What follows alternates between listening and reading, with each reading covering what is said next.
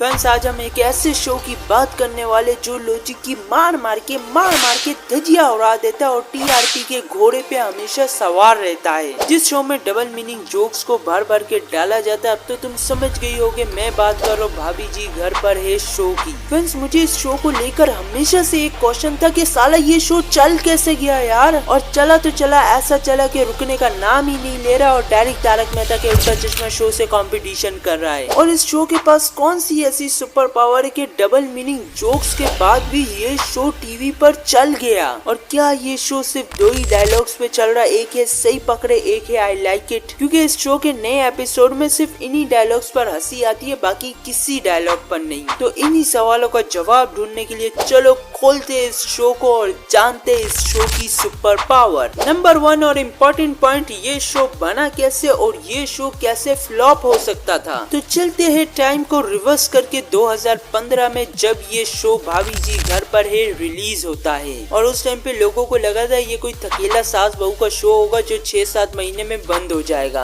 और फिर लोगों के ओपिनियन को साइड पे करते पहले इस शो का कॉन्सेप्ट देखते, क्योंकि कॉन्सेप्ट ही तो इम्पोर्टेंट होता है। इस शो का सिंपल कॉन्सेप्ट है कि दो पड़ोसी अपनी बीवियों से बोर हो गए और एक दूसरे की बीवियों पे लाइन मारते हैं, जिससे इनकी शादी भी नहीं टूटती और इनके घर पे कोई कलेश भी नहीं होता। तुम जरा सोच के देखो, एक ऐसी गली जिसमें एक पड़ोसी दूसरे पड़ोसी की वाइफ को छेड़े तो उसके साथ क्या होगा। मैं सच बताऊं तो पहले वो उस औरत से मार खाएगा, फिर उस औरत के हस्बैंड से मार खाएगा, फिर पूरी गली वालों से मार खाएगा, फिर झाड़ू वाले से भी मार खाएगा। मगर इस शो में ऐसा होता ही नहीं है। बेशक ये दोनों एक दूसरे की बीवियों को जितना छेड़ ले कुछ ऐसा नहीं होता, मगर इस टीवी शो में ऐसा कुछ होता नहीं, क्योंकि लॉजिक दुबई में ऊंट को भगा रहे घोड़े की तरह। और इन्हीं चीजों को देखते हुए इस शो के फ्लॉप होने के चांसेस 110% के थे। पहला रीजन, ये शो रिपीटेड लग सकता था, मतलब कि एक ही मोहल्ला एक ही काम रोज रोज करना ऑडियंस को बोर कर सकता था। या तो कल्चर की माँ बहन एक करने के लिए और डबल मीनिंग जोक्स यूज करने के लिए इन्हें कल्चर पुलिस बहुत ही गंदा अंदर कर सकती थी, मगर फिर भी ऐसा कुछ नहीं हुआ और ये शो चल पड़ा। पॉइंट नंबर 2 और इम्पोर्टेंट पॉइंट, सक्सेस का पहला सीक्रेट। फ्रेंड्स, इस शो के कैरेक्टर्स कार्टून से कम नहीं है भाई। ये शो चलता है तो सिर्फ इसके कैरेक्टर्स की वजह से। बिलीव मी, मुझे इस शो के कैरेक्टर किसी कार्टून नेटवर्क के अडल्ट वर्जन लगते इतने फनी है कि पूछो ही मत। देखो, मैं तुम्हें पहले कैरेक्टर के बारे में बताता हूँ, जो है विभूति नारायण मिश्रा। फ्रेंड्स, ये बंदा भी तुम्हारी और मेरी तरह जॉबलेस है, मगर फिर भी इसे लाइफ में करियर नहीं चाहिए, इसे अंगूरी भाभी चाहिए। फ्रेंड्स, इस बंदे का करियर का फीचर डार्क है, मगर रोमांस का फीचर बहुत ही ज्यादा ब्राइट। क्योंकि एक तो इसके पास इतनी खूबसूरत वाइफ होने के बाद भी दूसरे की वाइफ पे डोरे डालता है, इसे शर्म बिल्कुल नहीं आती। और भाई ये इंट्रोड्यूस खुद को कैसे करता है, विभूति नारायण मिश्रा, मतलब कि ऐसे बोलता है जिसका ये बहुत ही बड़ा बिजनेसमैन हो। इस कैरेक्टर के लिए मैं एक सिंपल लाइन बोलूँ तो बातें करोड़ों की और दुकान पकोड़ों की जो मुहावरा है वो इसी बंदे के लिए है।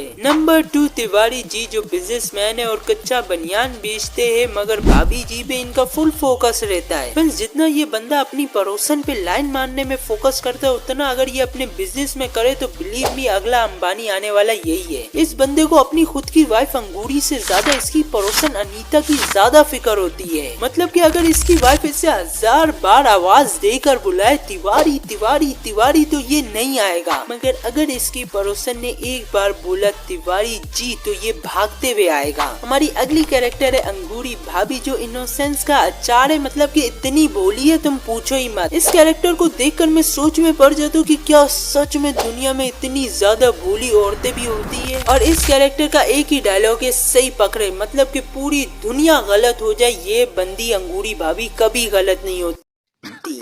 सही पकड़े हैं। अगली हमारी कैरेक्टर है अनीता भाभी, self made fashion modern educated women. पता नहीं यार ये इस मोहल्ले में आई कैसे। ये है विभूति की वाइफ बॉस और इनका एक ही काम है अपने हस्बैंड को इग्नोर करना। वाकई ये बंदा इग्नोर करने की काबिल है, मगर जिस अंदाज से ये इग्नोर करती है ऐसे तो बहुत ही ज्यादा बेइज्जती फील होती है। रियली इस बंदे के लिए ऑडियंस रोती है जब इसकी वाइफ इसे इग्नोर कर देती है। और इसी तरह ये चारों इस शो की जान, इस शो का बेस, इस शो का कॉन्सेप्ट सब कुछ ये चारों कैरेक्टर है जो अपने एक्सप्रेशन, अपने डायलॉग से ऐसी कॉमेडी क्रिएट करते हैं कि तुम्हें हंसने पे मजबूर कर देते हैं। रीजन नंबर 3, टीआरपी का बूस्ट। साला इस शो को इतनी टीआरपी मिलती है कि पूछो ही मत। और इस शो को इतनी ज्यादा टीआरपी मिले क्यों ना, इस शो के हर डायलॉग मीम बन चुके हैं। मैं सच बता रहा हूँ, इस शो का राइटर मीमर है या ये शो ही बनाने वाली कोई मीम फैक्ट्री है, क्योंकि इस शो से इतनी मीम्स निकली है, यकीन करो मेरे इंस्टाग्राम भरा हुआ है इनकी मीम से। पॉइंट नंबर 4, कल्चर का मैजिक। इस शो में स्मॉल टाउन फील, वो गली, वो देसी वाइफ एक कमाल का कॉम्बो है। इस शो में एक छोटी सी गली है जो हमारी गली मोहल्ले की तरह छोटी छोटी प्रॉब्लम्स को ऐसे कॉमेडी सिचुएशन में कन्वर्ट कर देती है कि वाकई इसे देख के हमें हमारी गली की फीलिंग आने शुरू हो जाती है। एक देसी फीलिंग आती है इस शो को देखते वक्त। तुम अंगूरी को ही देख लो, इनकी हिंदी और भोजपुरी मिक्स एक अलग वाइब देती है। और फ्रेंड्स, वाकई यही रीजन है जिसकी वजह से हम इस शो से रिलेट कर पाते हैं। छोटी गली हो या बड़ा मोहल्ला, सबको सिर्फ चाहिए मस्ती, और ऐसी मस्ती किसी गली में देखने का मजा ही अलग होता है। Number 5, last point but important point, repeated value. Friends, तुम इस शो के किसी भी एपिसोड को कितनी बार रिपीट करके देखोगे, तुम्हें